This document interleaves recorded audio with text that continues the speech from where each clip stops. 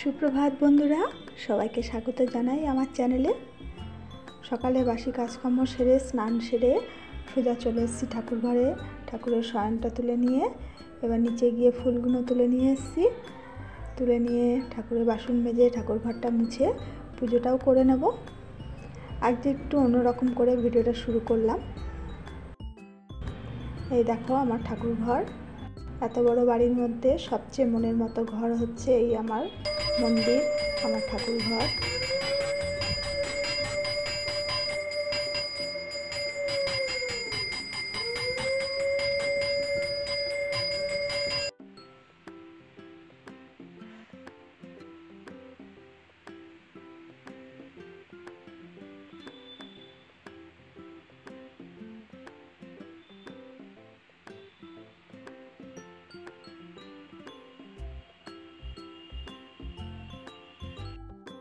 পুজো সেরে নিচে চলে আসলাম।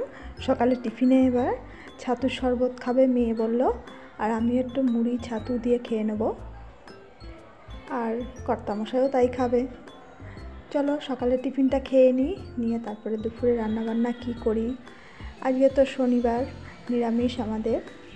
আর এই দেখো আজকেও কিছু ড্রাগন ফল কিনে এনেছে। এখন নাকি ফলগুলো খুব সস্তা, তাই বেশ অনেকগুলোই এনেছে কিনে। ফলগুলো দেখতেও যেমন সুন্দর আর ভেতরটা একদম লাল টুকটুকে। সকালে টিফিনটা খেয়ে নিয়ে এবার আমার সবজির ভান্ডার নিয়ে বসে পড়েছি। অনেক ফ্রিজের বাস্কেটটা বের করেছি। দেখো সবজি তো রয়েছে অনেক কিছুই। আজকে বেশি কিছু রান্না করতে ইচ্ছে করছে না, পরপর কদিন মাছ মাংস খেয়ে। আর নিরামিষের দিন মনে হয় যেন একটু ডালই করি। ডাল করব, ছোলার ডাল করব নারকেল দিয়ে। আর দেখো পটল কাঁকরোল এগুলো বের করেছি, ভাজা করব। উচ্ছে আলু সেদ্ধ দেব। তাহলে চলো সবজিগুলো আমি সব কেটে গুছিয়ে নিই।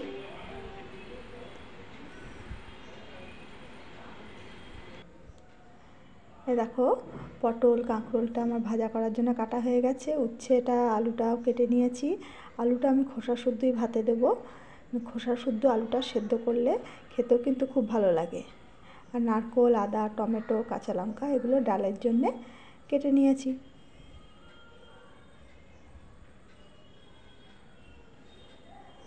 আর কুকারে করে ডালটা একবারে ফোড়ন দিয়ে বসিয়ে দেবো। কুকারটা প্রথমে গরম হতে বসিয়ে দিয়েছি।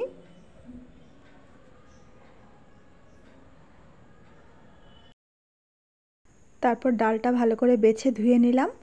এবার কুকারের মধ্যে সর্ষের তেল দেব। সর্ষের তেল দিয়ে তেলটা গরম হয়ে গেলে ফোড়নে দেব জিরে শুকনো লঙ্কা আর তেজপাতা। ফোড়নটা ভালো করে ভাজা হয়ে গেলে আমি কুচানো নারকেলটা দিয়ে দেবো। নারকেলটা দিয়ে ভালো করে ভাজা ভাজা করে নিয়ে এবার পরিমাণ মতো জল দেব। ধুয়ে রাখা ডালটা দিয়ে দেবো। দিয়ে প্রেসারটা মুখ বন্ধ করে দিয়ে সিটি মারতে বসিয়ে দেবো।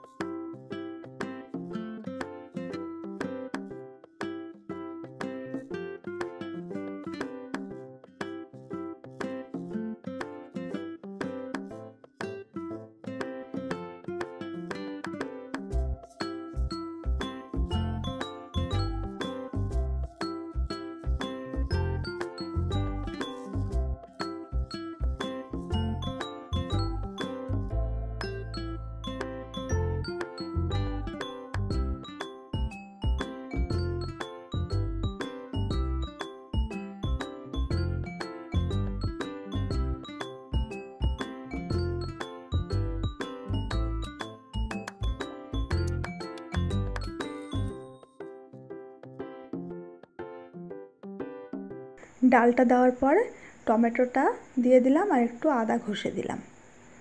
এইভাবে ছোলার ডালটা করলে কিন্তু খেতেও খুব ভালো লাগে। আর একবারে কুকারে করেই হয়ে গেল, তাড়াতাড়ি হয়ে যায়। আমি 4টে সিটি মেরে নামিয়ে রাখবো। তারপরে পরে ঢাকনাটা খুলে দেখে নেবো যে সেদ্ধ হয়েছে কিনা।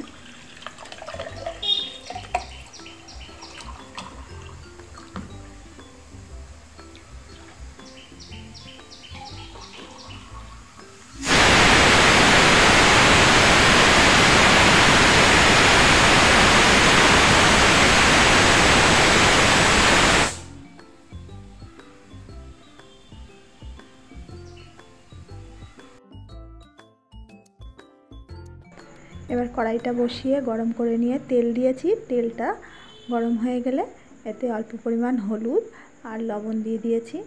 দিয়ে নেড়ে চেড়ে পটল আর কাঁকরোলগুলো ভেজে নেব।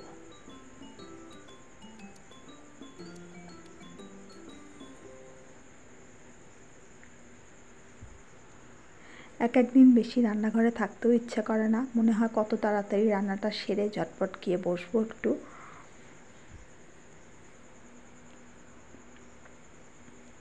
আর ইন্ডাকশানে ভাতটাও বসিয়ে দিয়েছি, তাহলে গ্যাসটাও আমার একটু হলো না, আর এদিকে তাড়াতাড়ি রান্নাটাও হয়ে গেল। এই দেখো ডালটা সেদ্ধ হয়ে গেছে, পটল ভাজা হয়ে গেছে, কাঁকরোল ভাজা হচ্ছে। এবারে ডালটা খুলে আমি দেখে নেব সেদ্ধ হয়েছে কিনা ঠিক মতো।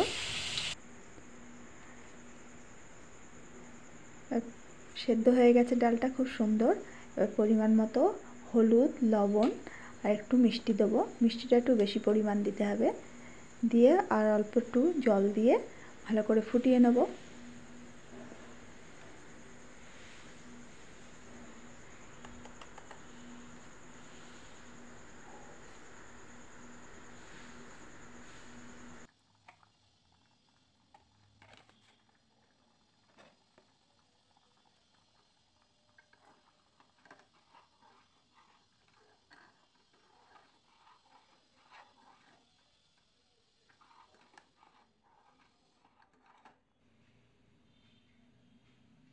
এই দেখো ডালটা আমার হয়ে গেছে। আর ঠান্ডা হলে আর একটু বসা বসা হয়ে যাবে, রাতে রুটির সাথেও খুব ভালো লাগবে খেতে। আর আজকে যেহেতু নিরামিষ, সেজন্য দুধ নিয়েছি। বলছিল দই নিয়ে আসি, আমি বললাম দুধ নিয়ে নাও। দুধটা খুব ঘন করে জাল দিয়ে রাখলাম ভাত দিয়ে খাবো বলে। আজকের ভিডিওটা যদি ভালো লাগে প্লিজ একটা লাইক করে দিও, আর কমেন্টে জানিও কিন্তু যে কেমন লাগলো। আর যারা নতুন বন্ধু আছো আমার চ্যানেলটা সাবস্ক্রাইব করে দিও। এই দেখো আজকের মেনু: গরম ভাত, উচ্ছে আলু ভাতে ঘি দিয়ে মেখেছি, পটল ভাজা, কাঁকরোল ভাজা, ছোলার ডাল আর দুধ। তাহলে আজকের মতো টাটা।